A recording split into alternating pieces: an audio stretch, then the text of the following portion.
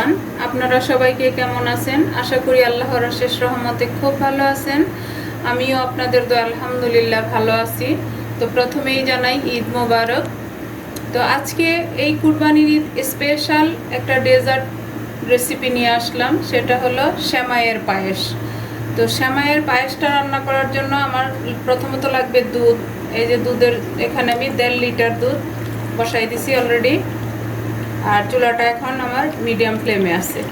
তো এই দুধের মধ্যে প্রথমে আমি দিয়ে দিব চিনি গুঁড়া পোলাওয়ার চাল। এখানে 100 গ্রাম চাল, এটাকে ধুয়ে পরিষ্কার করে রাখছি।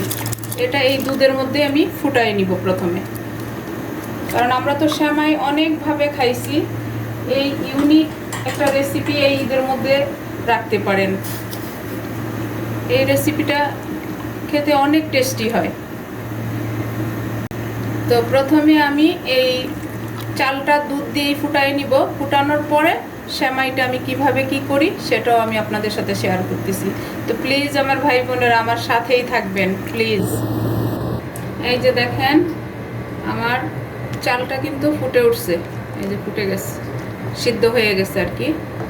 তো এখন আমি এই পর্যায়ে দিব একটু লবণ, কারণ মিষ্টিতে একটু লবণ দিলে, আর যেহেতু এখানে চাল আছে একটু তো দিতেই হবে, 1 পিঞ্চ লবণ দিয়ে দিলাম।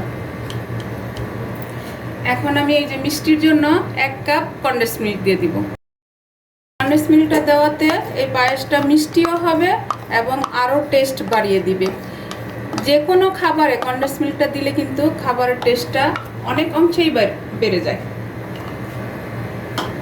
তো এই যে এখন এটাকে আমি এটার সাথে মিক্স করে দিব। আর চুলার আঁচটা কিন্তু আমার মিডিয়ামে আছে। এই যে মাশাআল্লাহ মাশাআল্লাহ আমার পায়েসটার লুকটা দেখেন।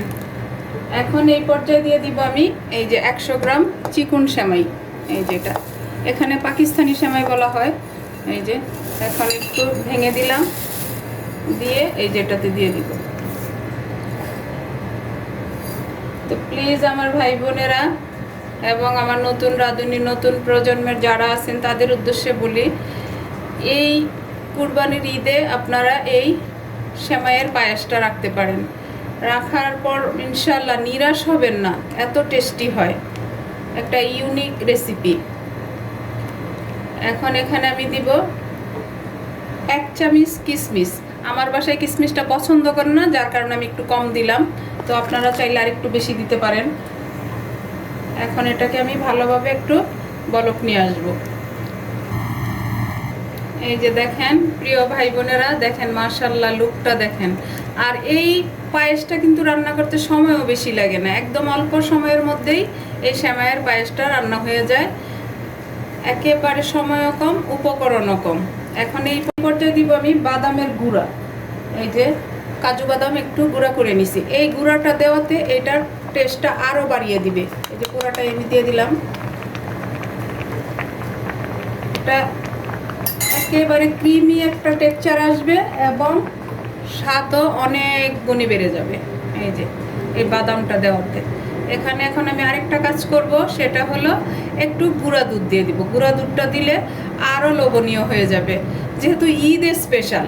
যদি এমনি হতো তাহলে এত কিছু দেওয়ার কোনো দরকার নেই, কিন্তু ঈদে স্পেশাল বলে কথা, আমাদের মুসলমানদের পবিত্র ঈদ, এর চাইতে আর কি আছে আমাদের? ধর্মীয় একটা উৎসব আমাদের। তো এই যে এখানে এখন 1/2 কাপ গুঁড়া দুধ দিয়ে দিব। গুঁড়া দুধটা দিয়ে এটার টেস্টটা আরও বাড়িয়ে দিলাম, আর ক্রিমি ভাবটা আরও বেশি চলে আসলো। দেখেন এটা কিন্তু আমি বেশি গলাবো না, একটু আস্তে আস্তে থাকবে। যখন ক্ষীরটা খাবে তখন মুখে পড়বে। এটার টেস্ট যে কতটুকু, প্রিয় ভাই বোনেরা চলে আসেন আমার বাসায়, এসে ট্রাই করে দেখেন যে এই ঘন্টার এই সেমাইয়ের পায়েসটা কেমন হলো। তো যাই হোক, এই যে এখন আমার পায়েসটা অলমোস্ট হয়ে গেছে, আর একটু আমি ঘন করব, করে এটাকে আমি নামাই নিব। নামায়া সার্ভ করে আপনাদের সাথে শেয়ার করতেছি যে কুরবানির ঈদ স্পেশাল সেমাইয়ের পায়েসটা আমার কেমন হলো। আর এই যে দেখেন গুঁড়া দুধটা কিন্তু এরকম থাকবে, এই যে একটু একটু মুখে পড়বে, তখন অনেক টেস্ট লাগে এটা। এই যে দেখেন আমার প্রিয় ভাই বোনেরা, ঈদ স্পেশাল সেমাইয়ের পায়েসটা আমার রান্না করা হয়ে গেল। আমি এই যে সার্ভ করে নিলাম। এখন এভাবে যদি সার্ভ করে টেবিলে রাখা যায়, এরকম একটা চামচ দিয়ে দেওয়া যায়, আর সাথে এরকম ছোট বাটি দিয়ে দিলে বাস যার যারটা নিয়ে নিয়ে খাবে। আর এরকম একটা টেস্টি খাবার একবার যদি খায় আপনার কাছে আবার আবদার করবে যে এই পায়েসটা আবার একবার রান্না করে খাওয়ান। তো যাই হোক, আজকের পায়েসটা কেমন হলো সেটা আমি আপনাদেরকে দেখাই। দেখেন, মাশাল্লাহ মাশাল্লাহ, দেখেন চাল সেমাই একেবারে ক্রিমি একটা টেক্সচার, দেখেন এত টেস্টি। যদি বাসায় না করেন তাহলে কিন্তু মিস করবেন। এই ঈদে অবশ্যই আপনারা এই রেসিপিটা করে ট্রাই করে দেখতে পারেন। তো যাই হোক, এখন তো গরম, আর যদি এটা ঠান্ডা করে খাওয়া যায় তাহলে তো এটার কোনো তুলনাই হয় না। যাই হোক, আজকে আমার ঈদ স্পেশাল সেমাইয়ের পায়েসটা রান্না করা শেষ হয়ে গেল। আমি আপনাদের কাছ থেকে বিদায় নিব, আবার নতুন কোনো রেসিপি নিয়ে আসব। আল্লাহ হাফেজ।